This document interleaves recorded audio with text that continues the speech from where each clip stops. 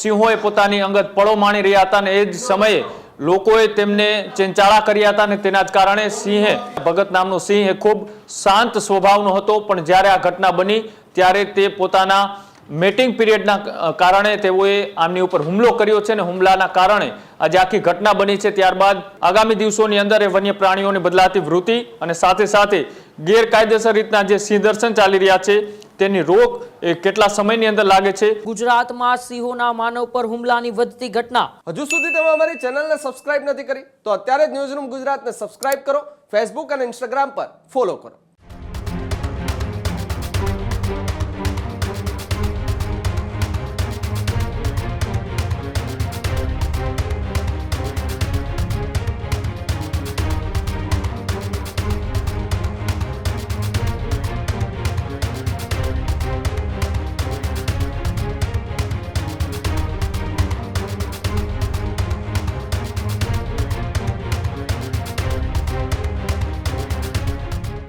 મહત્વપૂર્ણ સમાચારોની વિગતવાર વાત કરીએ તો સમાચાર સૌરાષ્ટ્રમાં છેલ્લા 30 દિવસથી એટલે કે 1 મહિનાથી સતત સિંહોના માનવ પર હુમલાની ઘટના છે તે ઘટનાઓ વધતી જતી જાય છે।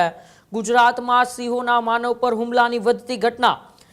સિંહણે અમરેલીમાં 21 વર્ષના યુવાનનો શિકાર કર્યો। મેટિંગ પીરિયડમાં હોવાથી સિંહણે યુવક પર હુમલો કર્યો।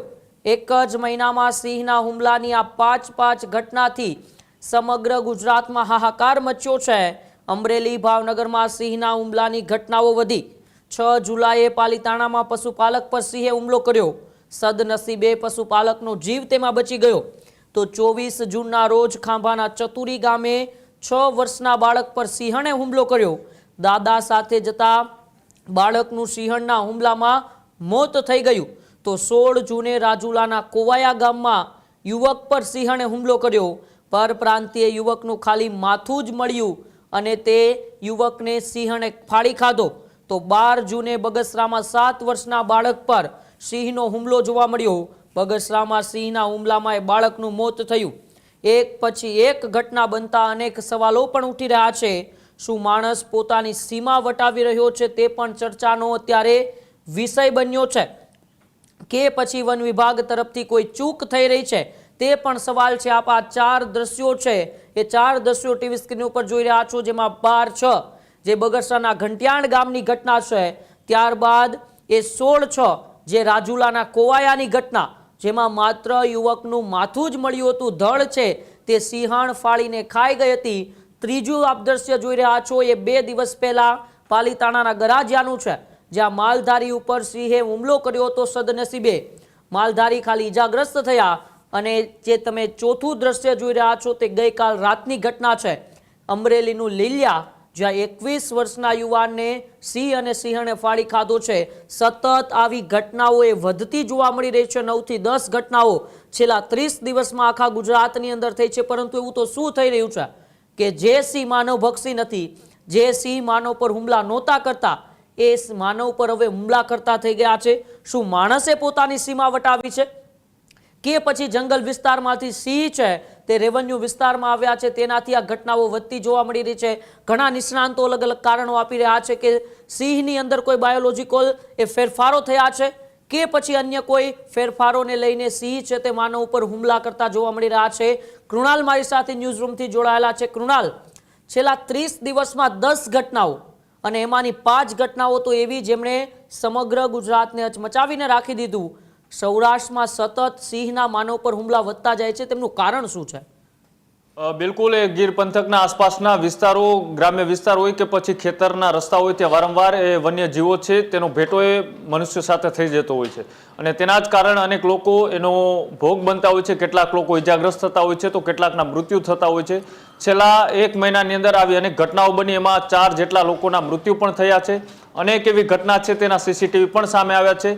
ત્યારબાદ ફોરેસ્ટ અધિકારીઓ તેનો અભ્યાસ પણ કરી રહ્યા છે કે સિંહનું અચાનક એ વર્તન બદલાયું છે કે પછી એ ફોરેસ્ટ વિભાગ છે તેમાંથી બહાર નીકળી અને સિંહ છે તે હવે ગામડા તરફ વળવા લાગ્યા છે। એક બાજુ એવા પણ સવાલ ઉઠી રહ્યા છે કે જે જંગલ છે, જંગલની અંદર હવે સિમેન્ટના જંગલો છે તે બનતા જઈ રહ્યા છે. સિમેન્ટના જંગલો મતલબ એ રિસોર્ટ છે તે વધતા જઈ રહ્યા છે અને તેના જ કારણે સિંહ છે તે પોતાના શિકાર માટે એ હવે ગ્રામ્ય વિસ્તાર તરફ વળતો દેખાઈ રહ્યો છે. અને એવી જ ઘટના ગઈકાલે અમરેલી વિસ્તારમાં જોવા મળી કે અમરેલીના અંટાળિયા ફોરેસ્ટ જે હદ આવેલી છે તેના 200-300 મીટર આસપાસ જે લોકો હતા તે સિંહના દર્શન કરવા માટે પહોંચ્યા હતા. એ પણ ગેરકાયદેસર રીતના પહોંચ્યા હતા. એટલે કે આ જે ઘટના છે આ ઘટનાને જોઈએ તો આમાં સીધી રીતના એ સ્પષ્ટપણે સવાલો જે લોકો ત્યાં ગયા હતા તેમની સામે અને ફોરેસ્ટના જે ત્યાં ટ્રેકરો હોય તેમની સામે પણ ઉઠી રહ્યા છે. કેમ કે 4 મહિના માટે એ જંગલ સફારી હોય કે પછી એ જંગલ વિસ્તાર હોય એટલા માટે જ બંધ રાખવામાં આવે છે. કેમ કે એ સિંહ અથવા તો અન્ય વન્યજીવો માટે મેટિંગનો પીરિયડ હોય છે. એ સમય દરમિયાન તેઓ ત્યાં પોતાની અંગત પળો માણી રહ્યા હોય છે. અને ગઈકાલે જે ઘટના બની તેમાં પણ સિંહોએ પોતાની અંગત પળો માણી રહ્યા હતા અને એ જ સમયે લોકોએ તેમને ચેંચાળા કર્યા હતા અને તેના જ કારણે સિંહે એ પોતાનું સ્વરૂપ છે તે બતાવ્યું હતું. અને અડધો કલાક સુધી એ 21 વર્ષના સાહિલ મેમણ નામના યુવકનો એ મૃતદેહ છે તે સિંહ છોડવા માટે તૈયાર નહોતો. અને તેના જ કારણે હવે આજે આખી ઘટના બની છે તેને લઈ 2 તસવીરો એવી સામે આવી અને તસવીરોના કારણે અનેક સવાલો પણ ઉઠી રહ્યા છે. અને એક બાજુ એ અફસોસ કરવો તો કોની ઉપર કરવો. એક પરિવારે જેમના એકના એક જુવાન જોધ જે દીકરો હતો તેમને ગુમાવ્યો તેનો એમને આક્રંદ. અને બીજી બાજુ જે અત્યારે આપણે સિંહ દર્શનના નામે ગેરકાયદેસર રીતના એ ફોરેસ્ટની જગ્યાઓ હોય છે તેની આસપાસ પહોંચી જઈએ છીએ અને આવી ઘેલછા જે મનુષ્ય કરી રહ્યો છે તેના ઉપર અફસોસ કરવો. આ બંને બાજુ અત્યારે ચર્ચાઓ છે તે ચાલી રહી છે. પણ જે આસપાસનો જંગલ વિસ્તાર છે તે વિસ્તારની અંદર વારંવાર સિંહ એ હુમલો કરે છે અને હુમલો કરવા પાછળનું કારણ એકમાત્ર કે તેમને ચેંચાળા કરવામાં આવે છે. તેમની જે અંગત પળો હોય છે તેને ક્યાંક ને ક્યાંક લોકો કેમેરામાં કેદ કરવાની ઘેલછામાં ત્યાં દર્શન કરવા ગેરકાયદેસર પહોંચે છે.